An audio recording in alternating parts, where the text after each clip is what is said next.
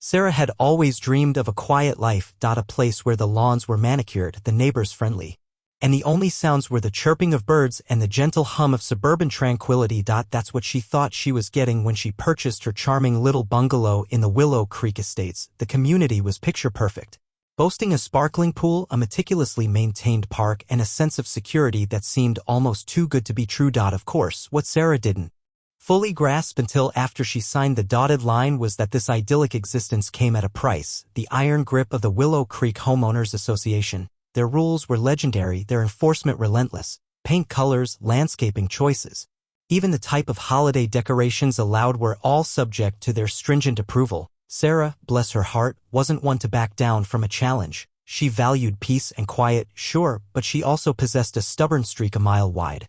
She wasn't looking for trouble, but she wasn't about to let some petty HOA dictate every aspect of her life either. She soon discovered that the seemingly friendly facade of Willow Creek hid a seething undercurrent of power struggles and nitpicking regulations, and she was about to become its newest target. It started subtly. A polite, yet pointed, note left on her windshield regarding the angle of her car in the driveway. Apparently, it was 2 degrees off the HOA's prescribed alignment. Then came the warnings about her recycling bin being left out past the designated retrieval time, a mere 15 minutes, mind you. Sarah tried to be compliant, adjusting her parking and meticulously timing her bin placement.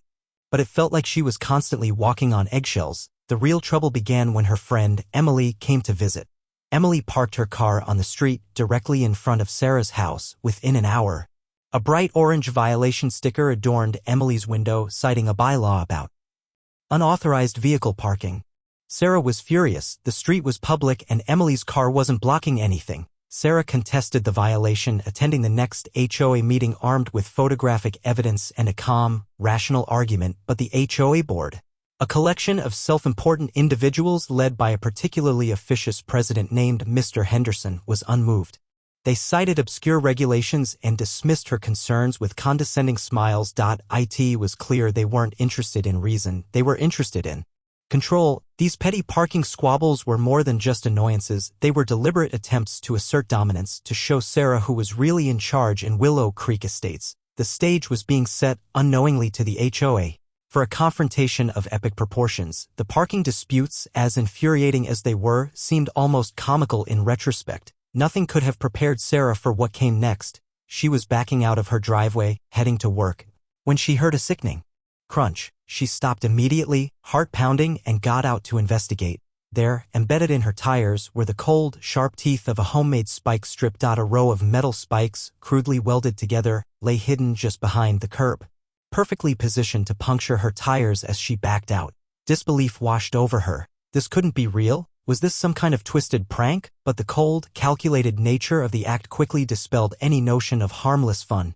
This was deliberate. This was malicious. The anger came next, a white-hot fury that threatened to consume her.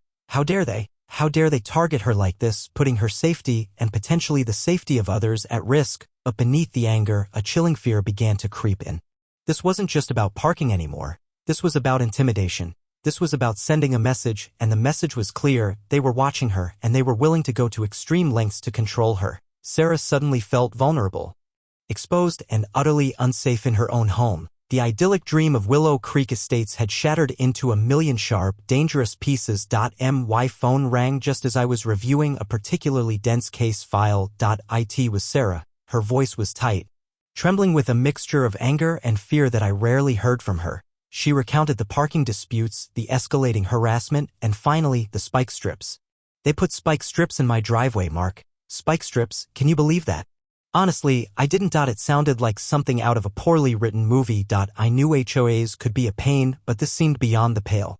Sarah, are you sure? Could it have been someone else? Maybe some kids pulling a prank?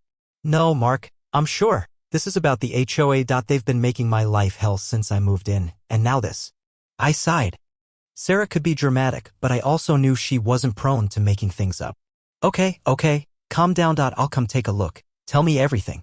I purposely kept my tone neutral. While I was concerned for her safety, I wasn't ready to jump to conclusions. I also didn't want to throw my weight around prematurely. I held a fairly prominent position as County Prosecutor, and I preferred to keep my professional life separate from my family matters, at least initially.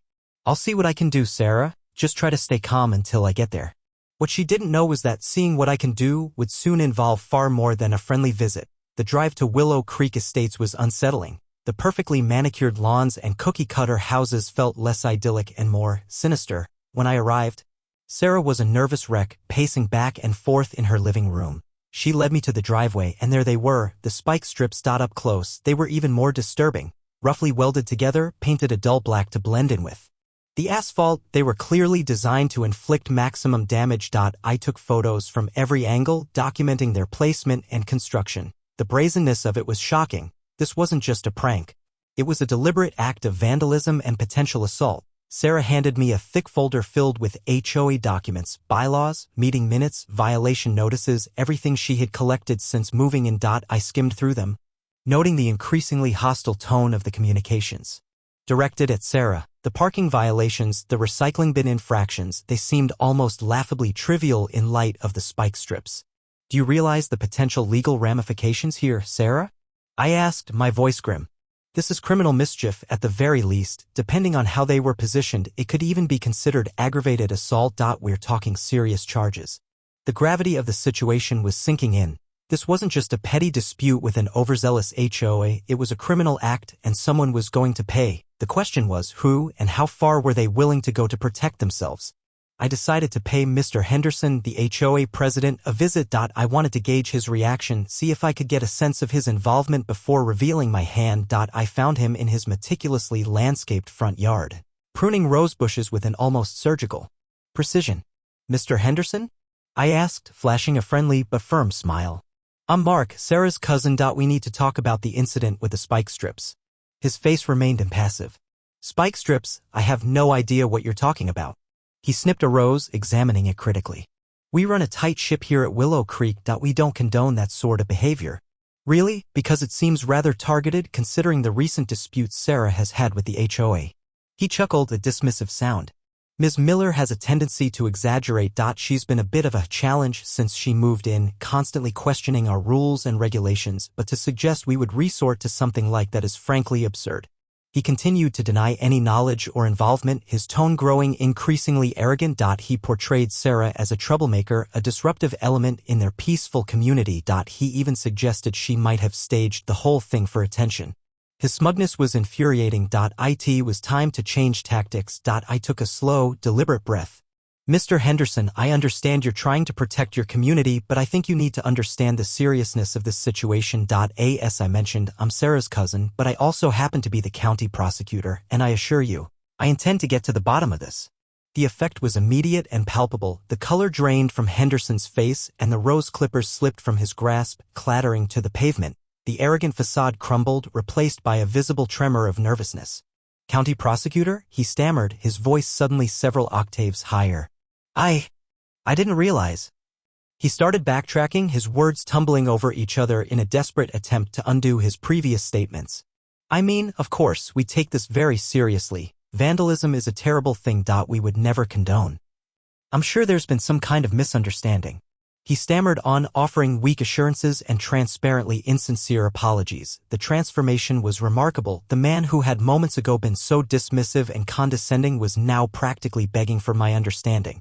The power dynamic had shifted completely. He knew he was in trouble, and he knew I was the one who could make it a whole lot worse. The game, as they say, was afoot. The next few days were a masterclass in damage control, or rather, a clumsy attempt at it. I started making some discreet inquiries around Willow Creek, hoping to find someone who had seen something, someone willing to talk. But suddenly, everyone became conveniently blind and deaf. Mrs. Gable, who lived across the street from Sarah and had initially seemed sympathetic, now claimed to have been out of town that entire week. Mr. Peterson, who had previously complained about the HOA's overreach, suddenly developed a case of selective amnesia. It was clear the HOA had gotten to them, reminding them, in no uncertain terms, of the power they wielded. The HOA documents that Sarah had provided suddenly became incomplete. Key pages were missing from the meeting minutes, conveniently omitting any discussion of Sarah or the parking disputes. An email exchange between Henderson and another board member, which Sarah had saved a screenshot of, mysteriously vanished from the HOA's server. Then came the blame shifting. A maintenance worker, a young man barely out of high school, was suddenly presented as a rogue actor, a disgruntled employee who had acted alone. The story was flimsy and unconvincing, but it was clear the HOA was desperate to find a scapegoat, anyone to take the fall and protect themselves from the consequences of their actions.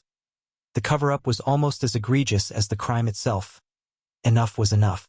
The clumsy cover-up only solidified my resolve that it was time to stop playing nice and use the full weight of my office to uncover the truth that I authorized a formal investigation, and the gears of the legal system began to grind. Subpoenas were issued to the HOA board members, including Mr. Henderson, demanding their testimony and the production of all relevant documents. The young maintenance worker, clearly coerced into taking the blame, was granted immunity in exchange for his truthful account. Search warrants were executed at the HOA's office, and their servers were seized for forensic analysis. The investigation quickly revealed a pattern of abuse and intimidation within the HOA. Beyond the spike strips, we uncovered evidence of financial mismanagement, improper use of HOA funds, and violations of open meeting laws. The spike strip incident itself was classified as criminal mischief and aggravated harassment, carrying potential jail time for those involved. Henderson, as the HOA president, faced additional charges of obstruction of justice and tampering with evidence. The carefully constructed facade of Willow Creek Estates was crumbling, revealing the rot beneath. The once untouchable HOA was now facing the full force of the LAW as the investigation deepened. It became clear that the HOA's actions were more than just overzealous rule enforcement. There was a darker undercurrent at play, a web of personal vendettas and power struggles that fueled their behavior. We discovered that Mr. Henderson had a long history of using the HOA to settle personal scores. He targeted residents who challenged his authority or disagreed with his vision for Willow Creek, using petty fines and harassment to drive them out. But why the intense focus on Sarah? It turned out that Sarah's property sat on a particularly desirable lot, one that Henderson had coveted for years. He had hoped to acquire it himself, expanding his already sprawling estate. When Sarah outbid him, he saw her as a personal affront, a direct challenge to his authority. Furthermore, Sarah's outspoken nature and refusal to back down from the HOA's petty rules had made her a target for other board members as well.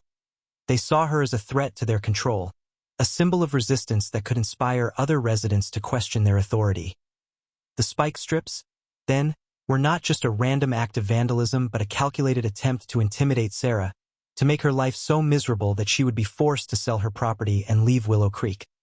The HOA was a viper's nest of ambition, resentment, and petty tyranny. The scandal ripped through Willow Creek like a tornado, exposing the fault lines that had long been hidden beneath the surface of manicured lawns and enforced conformity. The community fractured, with residents taking sides and whispers replacing polite greetings. A small but vocal group rallied around Sarah, praising her courage and expressing their own frustrations with the HOA's overreach.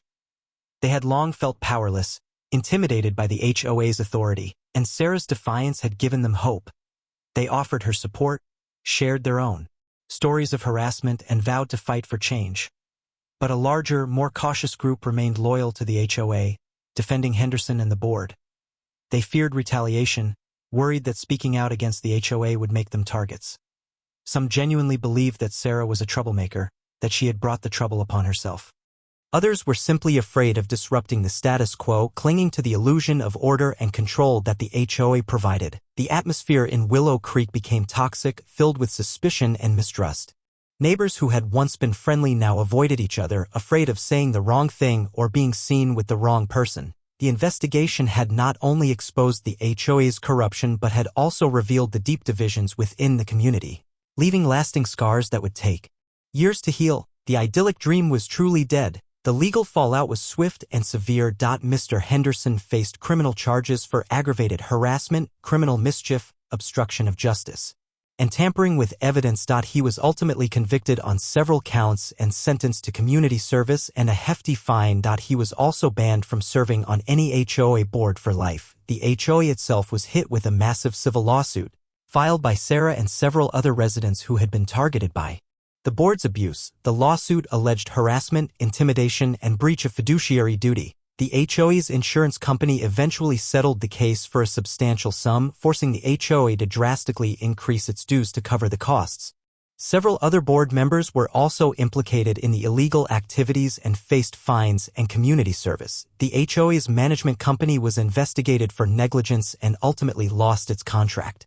The entire structure of the HOA was dismantled and rebuilt from the ground up with new regulations and oversight mechanisms put in place to prevent future abuses. The Willow Creek Estates scandal became a cautionary tale, a stark reminder of the potential for abuse within HOAs and the importance of accountability and transparency. It also served as a warning to other HOAs to treat their residents with respect and fairness, or face the consequences. Sarah's journey through this ordeal was far from easy. The initial shock and fear she experienced after finding the spike strips lingered, replaced by a simmering anger and a deep sense of violation. She felt targeted, vulnerable, and betrayed by the community she had hoped to call home. But as the investigation progressed, Sarah's fear began to transform into determination. She refused to be intimidated. She refused to let the HOA's abuse of power define her. She became a fierce advocate for her rights, working tirelessly with me and my team to gather evidence, track down witnesses, and build a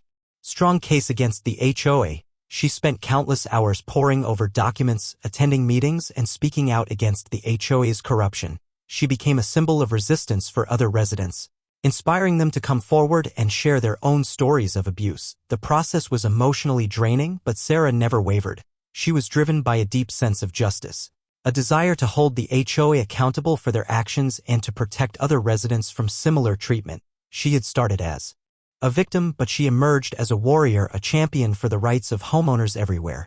Her initial dream of a quiet life had been shattered, but she had found a new purpose: to fight for fairness and equality, even in the seemingly mundane world of homeowner associations. In the end, Sarah achieved a resounding legal victory.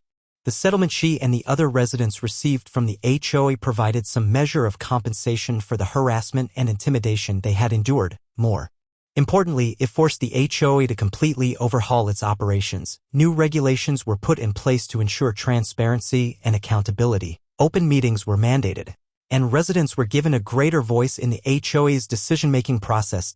An independent ombudsman was appointed to investigate complaints and mediate disputes. The power of the HOA was significantly curtailed, and its ability to harass and intimidate residents was severely limited. But despite the legal victory, the community of Willow Creek Estates was forever changed. The trust that had once existed between neighbors was shattered, replaced by a lingering sense of unease and suspicion. The divisions that had been exposed during the scandal remained, and it would take years for the community to heal. Sarah, however, found a sense of closure. She had fought for justice, and she had won. She had protected her rights and the rights of others. She had transformed a nightmare into a victory, proving that even the most powerful organizations can be held accountable for their actions. The quiet life she had initially sought might still be elusive, but she had found something even more valuable: a sense of purpose and the satisfaction of knowing that she had made a difference. Sarah's story is a powerful reminder of the potential for abuse that exists within even the most seemingly benign institutions. HOAs, designed to protect property values and maintain community standards, can easily become instruments of oppression, wielding their power to silence dissent and enforce conformity. It highlights the vulnerability of individuals when faced with powerful organizations, the ease with which those in positions of authority can abuse their power, and the lengths to which they will go to protect themselves. But more than that, Sarah's story is a testament to the importance of standing up for what's right, even when the odds seem insurmountable. It demonstrates the power of one person to make a difference, to challenge injustice, and to inspire others to do the same. It is a reminder that silence in the face of oppression is complicity, and that even the smallest act of resistance can have a profound impact. It also underscores the importance of vigilance and accountability. We must be willing to question authority, to challenge the status quo, and to hold those in power accountable for their actions. We must remember that even in the most idyllic settings, the potential for abuse exists, and it is our responsibility to be vigilant and to stand up for justice. The fight for fairness and equality is never truly over.